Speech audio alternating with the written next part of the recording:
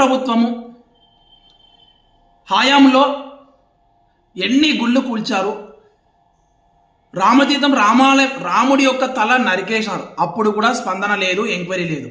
అలాగే ప్రస్తుత ప్రభుత్వంలో చూస్తే మళ్ళీ కలియుగ ప్రత్యక్షమైనటువంటి శ్రీ వెంకటేశ్వర స్వామి వారి యొక్క మహానైవేద్యమైనటువంటి లడ్డూ ప్రసాదంలోనే కల్తీ ఉందనేటువంటిది పెద్ద ఇష్యూ అయిపోయింది, దుమనం అయిపోయింది, హిందువుల యొక్క మనోభావాలు దెబ్బతిన్నాయి.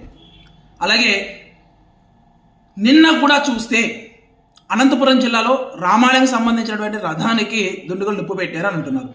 అయ్యా, మేము ఒకటే సూటిగా ఆంధ్రప్రదేశ్ రాష్ట్ర ప్రభుత్వాలకి హిందువులకు సంబంధించినటువంటి దేవాలయాలను, హిందువులను కాపాడే దమ్ము ధైర్యం ప్రభుత్వాలకు ఉన్నాయా లేవా అనేటువంటి ఒకటే సూటి ప్రశ్న అడుగుతున్నాం.